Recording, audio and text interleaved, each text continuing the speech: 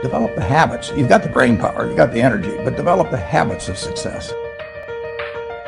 So how do you start a business with no money under the worst conditions that your backer doesn't want to give you a dime? What do?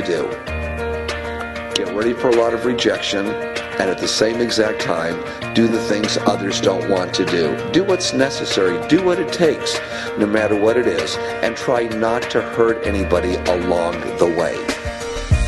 You know, I often say there should be 12 people at a table, right? And we're having a discussion about something.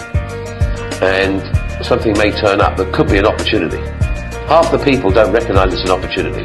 A lot of people are comfortable in what they're doing. They don't want change. People actually get into a zone where they're very comfortable. So they don't like the idea of risk. I see people, they want to do one little house. Then I see people that want to do 10 houses. And I see people want to do thousands of houses. Now, this isn't a good time to be talking about houses. But the fact is, if you're going to think and if you're going to be doing something, do it big. In a certain way, it's better with the banks. In a certain way, it's better with buyers. You can make it more dramatic. I've always thought that each person invented himself for whatever reasons, through whatever circumstance, through whatever he has gone through, that we are each a figment of our own imagination.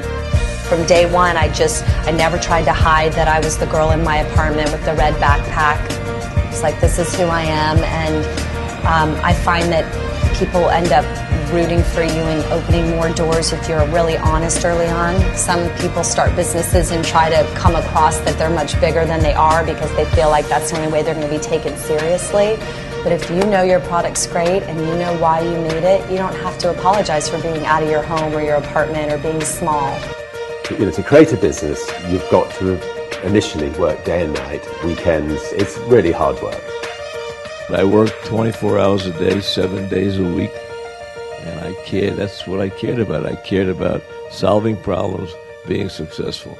Anytime an obstacle presented itself, I used it to my advantage and made it work.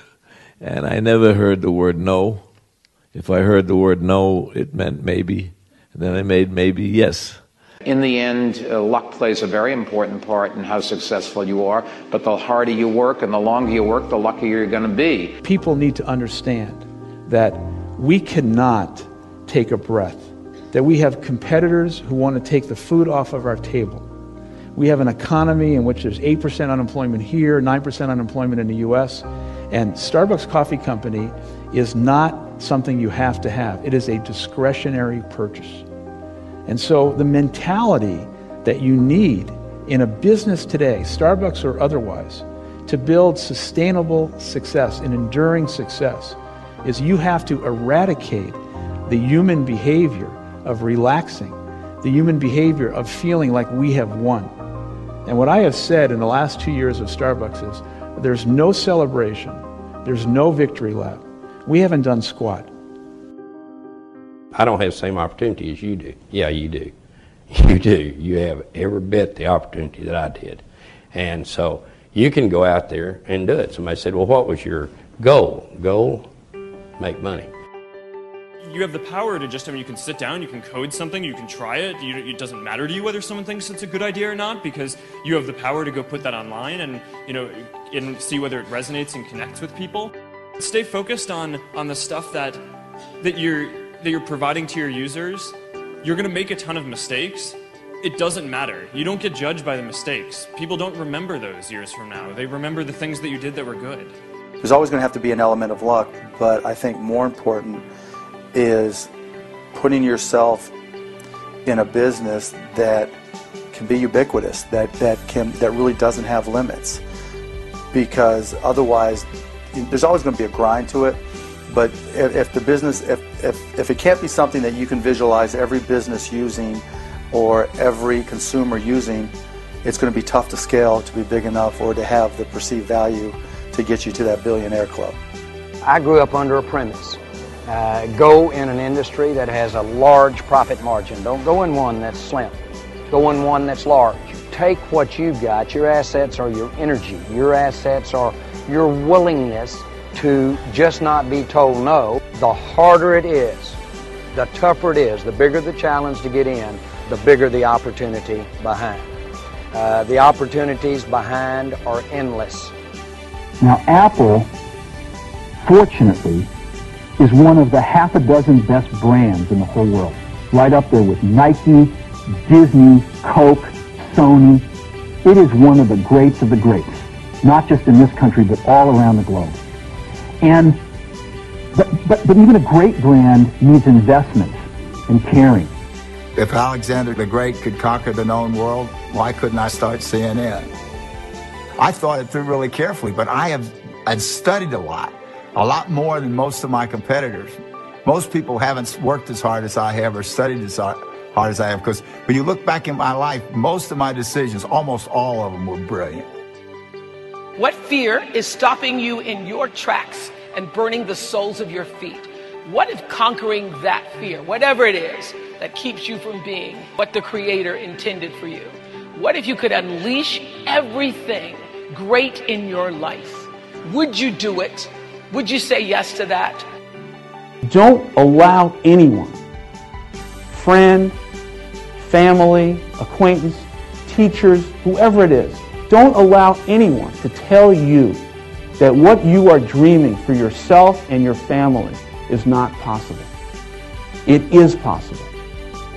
Don't be one of those people 20 years from now are going to be walking around in a 9-to-5 job, miserable and angry and bitter. To punish failure is yet another way to encourage mediocrity, because mediocrity is what fearful people will always settle for. I like to see people. I think it's really important, even if it's 10 minutes. I hate all this new world of people aren't talking. So I like the idea of seeing people. I think you get a very different view when you look in somebody's eye. You know in a second whether it's right. I mean, I see these people, they're like 8 yards away at a desk and they're busy. I said, go and talk to them. Why are you emailing each other? Go have the conversation. What happened before email? People spoke. Hello, good morning, how are you? Companies like Google are not getting rich on user-generated content. They're getting rich on the content of companies like Viacom, and we're not going to put up with that. We're not going to put up with people taking our product and not paying for it. They want our product, they can have it at the right price. I'm going to put the vast majority of my energy, attention, and dollars into building a great product or service, and put a smaller amount into shouting about it, marketing it. Because I know if I build a great product or service, my customers will tell each other. You have to mix in some patience with that. New companies generally shouldn't exist. Existing companies are usually pretty good at what they do. And so for a new company to exist, it not only has to come in and go into business and bring a product to market, but it has to bring a product to market that's so much better than what already exists that it punches through the sort of status quo. How can you achieve your dreams? I'll tell you the secret, but nobody ever follows it. Just do things in life the way other people don't do them. Change the status quo, and then you'll succeed. I've said that 1,000 times, nobody listens. If you do anything, you're going to get in trouble. If you don't do anything, you won't be in trouble, but you won't get anywhere either.